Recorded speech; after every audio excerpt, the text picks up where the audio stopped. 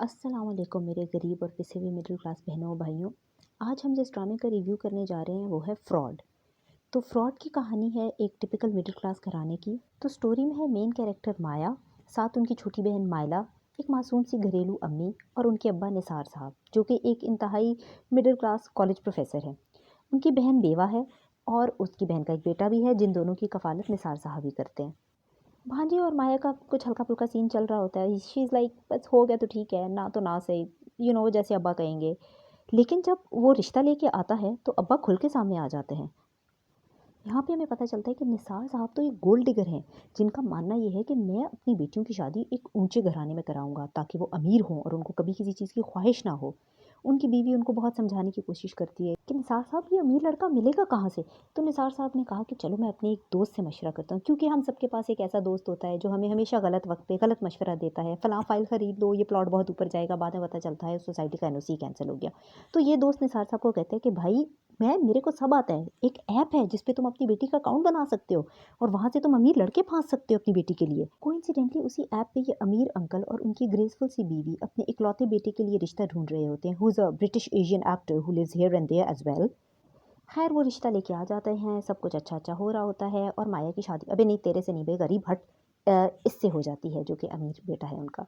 And Maya is like oh happy oh I am so happy इतनी अच्छी शादी। लेकिन ये क्या? आंटी और अंकल तो चोरी-चकारी की और इस तरह ये अंकल आंटी चोरी-चकारी की बातें करके और बिला-फुसला के माया से उसका सारा ज़ेवर अपने लॉकर में रखवा लेते हैं और सलामी के पैसे ब्ला-ब्ली-ब्लू सब कुछ ले लेते हैं। और इतने में अचानक उनकी फैमिली में एक डेथ हो जाती है। We have to go. लेकिन मैं भी साथ जाऊँगी। नहीं बेटा, तुम साथ नहीं जा सकते क्योंकि हमने करीम मिनी बुक कराई है और वो 4 लोगों को साथ बैठने नहीं देगा। तो यूँ ये लोग माया को डिच करा के चले जाते हैं। फिर जब काफ़ी अरसे तक वो वापस नहीं जाते तो माया घर पे जाती है पता करने के लिए कि भाई माजरा क्या है। पता चलता है ये घर तो एक फेक घर है। ये तो किराए पे दिया जाता है फ़िल्म की शूटिंग के लिए। और मज़ीद इन्वेस्टिगेशन पे पता चलता है कि ये तो पूरा एक फ्रॉडस्टर ग्रुप है जिन्होंने इनको लूट लिया है। एंड द भांजा इज़ लाइक अंकल जी होना आराम है।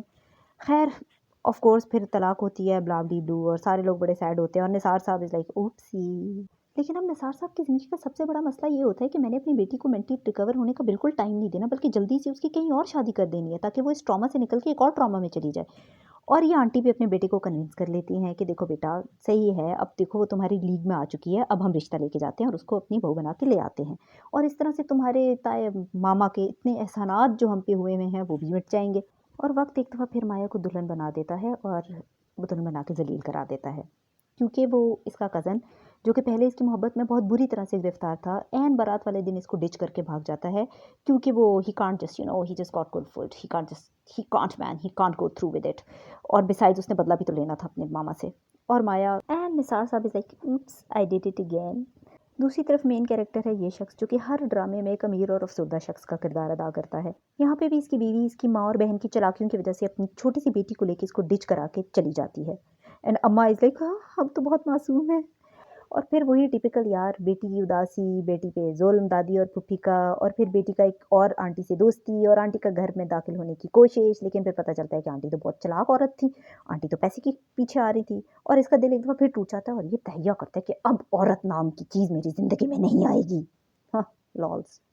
और ये बात आंटी और उसकी बेटी को पता होती है, इसलिए वो प्लान बनाते हैं कि भाई इसने रहना नहीं है, इन्हें फिर कर लेनी है, बेहतर है कि अपनी मर्ज़ी दी ले आए ताकि असीं उसनूं कंट्रोल कर सकीए। अच्छा ये फ्रॉडिया ग्रुप इसको तो मैं भूल ही गई थी। ये फिर एक और लड़की ढूँढ लेते हैं लो सेल्फ एस्टीम वाली और फिर चौधरी बन के ना इस बेचारी को भी जो है ना लूट-लाट के वहाँ से भाग जाते हैं। लेकिन फिर होता क्या है जैसे हर ग्रुप प्रोजेक्ट के बाद अगर टीचर अनाउंस कर दे कि भाई सबको ग्रेड अलग-अलग मिलेंगे, जिसने जितना काम किया उतना ही ग्रेड मिलेगा। इनकी भी आपस में फूट डल जाती है हर कोई, सर मैंने काम किया था, नहीं सर इसने तो सिर्फ इंट्रोडक्शन लिखा था। इनकी भी फूट जल जाती है, मेरे पे तुम खाते हो, मेरा पैसा तुम खाते हो, तुम मेहनत करते हो, तुम ये करते हो। So eventually they decide to split ways. तो इनका ब्रिटिश एशियन बेटा सोचता है कि छोड़ो भाई मुझे क्या है, मुझे किस चीज़ की टेंशन है, मैं ऐसा करता हूँ एक अमीर सी लड़की वंस एंड फॉर ऑल फाँसता हूँ और बस उसके साथ शादी करता हूँ और उसकी दौलत पे ऐशी करता हूँ। और वो अमीर लड़की भला कौन होगी? कौन होगी? गेस करें। वही मेन कैरेक्टर की बहन, सही है, जो उसको मिल जाती है और उसको फ़ौरन से वो अपने जाल में फँसा लेता है और जल्दी-जल्दी उससे शादी कर लेता है।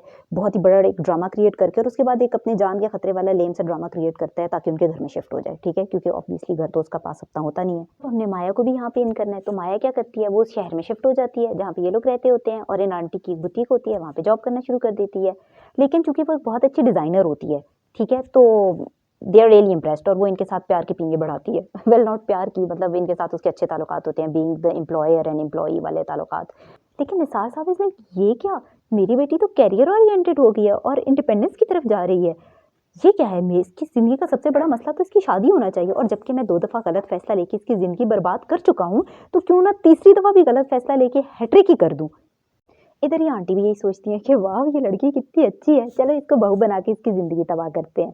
तो वो अपने बेटे को हल्का-हल्का कन्विंस करना शुरू कर देती है कि देखो बेटा तुम्हारी बच्ची है, ब्ला ब्ला ब्ला, तो तुम जो है ना एक शादी कर लो। और तो शादी तो हो जाती है, और एक दफ़ा फिर निसार साहब इसकी ज़िंदगी तबाह कर देते हैं माया की, क्योंकि वो उसको ये पट्टी पढ़ाते हैं कि देखो तुमने उसको बताना नहीं है कि तुम्हारी प्रीवियस हिस्ट्री क्या है, बिल्कुल तुमने उसको धोखाधड़ी के अंदाज में शादी में दाखिल होना है। और उसकी सास भी उसको ये कन्विंस करती है कि बिल्कुल नहीं बताना पिछली शादियों के बारे में, बिल्कुल भी कोई शुरू से ट्रस्ट इश्यूज बनाने हैं तुमने अपनी शादी में।